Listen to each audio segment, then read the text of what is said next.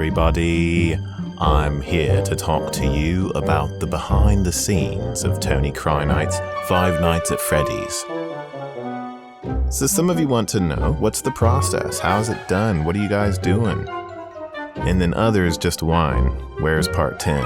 Where's part 11? Right after the last part's done, it's like, oh my goodness. So I'm here to tell you guys how the process works, why it takes so long, and give you a little insight on, a little bit behind the scenes of how cartoons are made. So I came in on part 6, and all I did on that was sound effects. Sound effects only, that was it. And maybe a little bit of vocal jive here and there, a little bit of vocals. You'll hear vocals, I think they start to come in on part 6. Part 7, same thing, except I also helped out with music. And then part 8 and part 9, that was when the vocals came in. I started doing vocals, sound effects, and music editing. So all the editing and vocals, we kind of go back and forth, and then we work it out. What sounds the best? What's going to work? And we collaborate, and then it comes out, and it's pretty. It's fabulous. It's amazing. It's awesome. So, and then on part 10, we're bringing in other actors, and we're going back and forth with a script. What works, what doesn't work. Tony will work on an animatic. I'll go look at it. We'll both, talk about it and what parts will work. What parts do we take out? What's going to be, it's just, you're just back and forth. We're collaborating back and forth, me and Tony.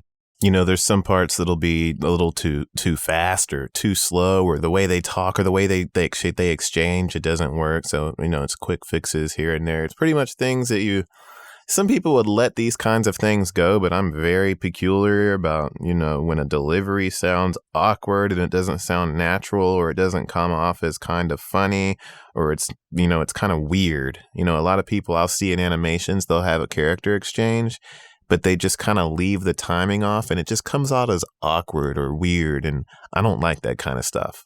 And you just pretty much, it's going over it until it works. And then Tony does the brunt of the work animating it. It takes a long time. You guys really need to learn how to be patient, because animating is not something that comes easy. It takes a little bit for one person to push one of these things out, especially when you're working with other actors and you're actually trying to make a decent cartoon here. I mean, this isn't a cartoon where there's lots of emotions being thrown around. Lots of scenes, and you got to take timing into consideration.